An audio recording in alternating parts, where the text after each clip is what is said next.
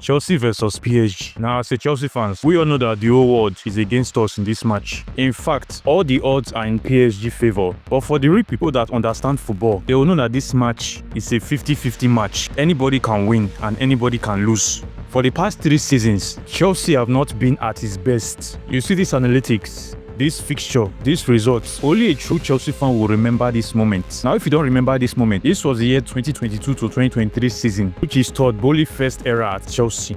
From this moment till now, Chelsea have come a long way. We were trophyless for 3 seasons straight. We were the laughing stock in Europe. Even it got into a point where players don't want to play for Chelsea anymore. Even managers were making jokes at us. We just picked our form this season, which is our best performance in the past 3 years. And today we are going to be facing PSG, one of the best teams in Europe right now. They have dominated big teams. When I mean big teams, I mean the likes of Man City, Liverpool, Aston Villa, Atletico Madrid, Bayern Munich, Inter Milan. In Chelsea's past decades, they have played just 6 UEFA finals, and Chelsea have won all. 2012, we won the Champions League against Bayern Munich, one of the toughest teams in Europe in that era. 2013, we won the Europa League against Benfica. 2019, we won our second Europa League trophy against Arsenal.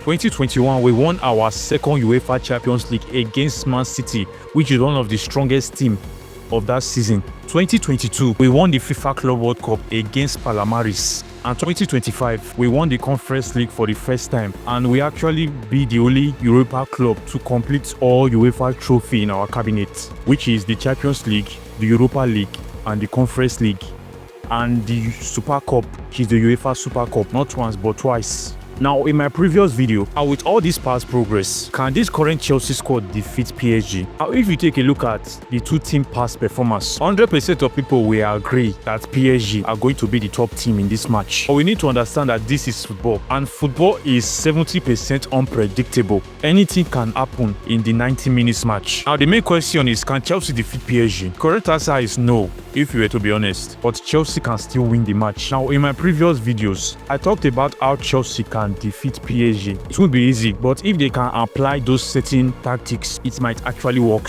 I lay out the lineup, the midfielder settings, the type of attacker we need to use, and the type of defense we need to use. The major problem is our goalkeeper, because right now we have one of the worst goalkeeper in Europe right now. When it comes to big team, Robert Sanchez always makes huge errors, and he always passes to our opponent. I just pray Robert Sanchez wouldn't pass to Dembele in our match today against PSG, because a lot of Chelsea fans are going to have high pressure if Robert Sanchez start making mistakes.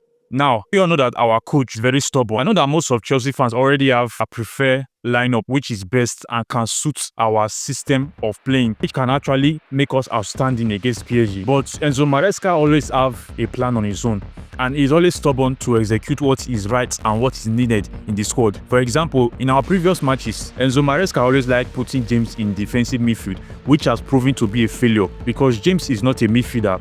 James is a defender. Now, don't be surprised if Enzo Maresca do something stupid in the lineup today. Now, here are some players I don't want our coach to start, because if we start this set of players, we are definitely going to lose the match, because these players that I want to mention are totally dead weight. They contribute nothing to the squad, and they are absolutely liability in their roles. Now, the first on my list is Nicolas Jackson. When it comes to high match like this, Nicolas Jackson is not useful, and he have proven that in recent match. The next on my list is Malo Gusto. If we place this guy in our defense, especially the right back, Gusto is going to concede a lot of goals. Mind you, Chelsea nearly lost the Conference League final just because we start Malo Gusto in defense. This guy work is to defend, but he is lacking at that area as we speak. Forget the match against Fluminense and Palmares. Those teams are not PSG. You can't compare those teams to PSG. PSG attackers are very crazy and dangerous, and I don't think Gusto can handle them. Gusto cannot even handle a Real Betis winger, talkless of Dembele or Dao. Now, the next on my list is Christopher Nkunku. I swear to God Almighty, Christopher Nkunku starts this match. We are not starting this match with 11 players. We are starting this match with 10 players, because Nkunku is one of the biggest dead weights in Chelsea right now. Forget his past performance. What can Nkunku really do besides scoring a free goal Nkunku can't drive. He doesn't have strength to defend. He can't build up football, which means he can't build up Chelsea attacking traits. It's not creative. He slows down the game. He is lazy, and he doesn't even have strength to body defenders. So if Enzo Maresca should start Nkunku as the left wing, because that is where Maresca is using him in this tournament, if Maresca do that, then Chelsea fans just know that they are playing against 10 men and all hope might be lost. Now, the last but not the least is Tosi. Now, don't get me wrong, Tosi is one of our best defender, but not our top best defender. In fact, I even rate Chalobah more than Tosi, because when it comes to agility, speed, durability, sharpness, Tosi lacks those set of skills when it comes to the dangerous attackers like Dembele, Dao,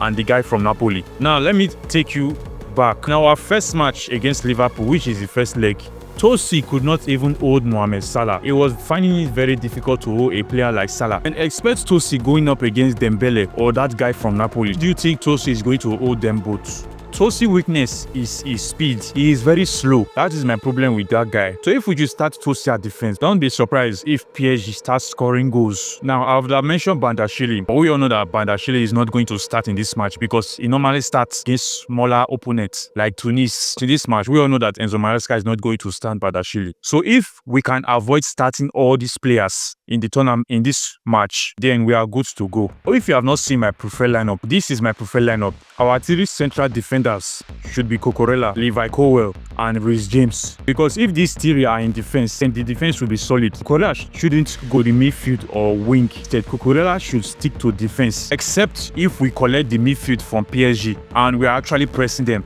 That is when Cucurella can go inside to assist. But if the match is going in our opposite way, Cucurella should stick to defense. Just like what he did against Liverpool in the second leg, Cucurella locked Mohamed Salah totally. Then we all know Reece James' work. We know that Reece James is best at what he does, which is defending dangerous attackers. Because during the previous years, James have successfully locked multiple dangerous wingers. So this guy from Napoli shouldn't be different, or a player like Dao or Dembele. And moving on to the midfield, which is our success in this game against PSG. Because in my previous video, I stated that the art of PSG football is in their midfield, which is Vitinha and João Neves. João Neves controls the defense, then Vitinha controls the attack. If we can successfully lock these two players, then Chelsea will dominate PSG. This is not hoping or suggesting. This is the fact. If we can collect the midfield from PSG, we can dominate them, we can press them, and we can surely defeat them in this match. Now, that's the reason why I put Moises Caicedo and Andre Santos in our defensive midfield is because Romeo Lavia is injured. At this point of time, Romeo Lavia is not reliable because he's an injury-prone player.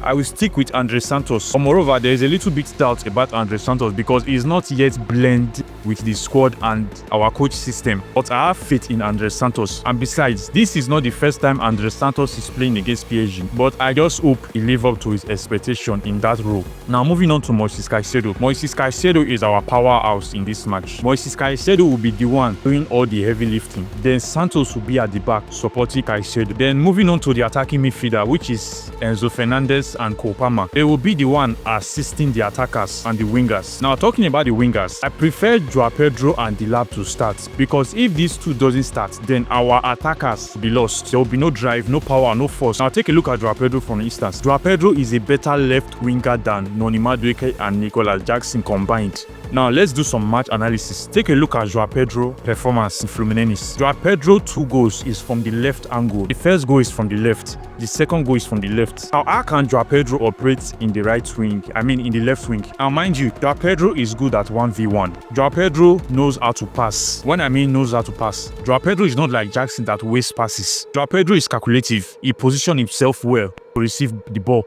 And most importantly, João Pedro knows how to drive. That's the power to body defenders and drag with defenders. He's conscious and sensitive, and he knows when to control his anger if the tension is high. I would prefer João Pedro to play at the left wing. Now, we all know that Pedro Neto is going to be at the right wing. But the question is, can Pedro Neto go up against Nuno Mendes? Because Nuno Mendes have locked so many wingers and attackers. So I would love to see what Pedro Neto can do against his Portugal teammates. Now, moving on to our top striker, which is Delap. Now, if we start João Pedro and bench Delap, we are still going to struggle because as it stands now, we need manpower and ball control. Bodies that have the strength to hold down defenders and actually control the ball. That is why we need João Pedro and Delap in the starting 11. because the lap can hold defenders. And mind you, PSG are not using their starting 11 centre backs because Hernandez and Poch have a red card suspension. If the lap can hold down Marquinhos and Lucas Berardo, and that will give Cole Palmer and Enzo Fernandez free space to do their damage. And mind you, the lap can also score goals. He is also creative. This is why we need to start the lap and Joao Pedro, because these two can actually contribute a lot in our squad in PSG match today. So Chelsea fans, what is your opinion on the lineup? What do you suggest our coach should do? Which player would you love our coach to start? Leave your opinion at the comment section because I'll be replying to everyone's comments. And if you like this video, make sure to give it a like and don't forget to subscribe to my YouTube channel for more Chelsea updates like this. See you on my next video.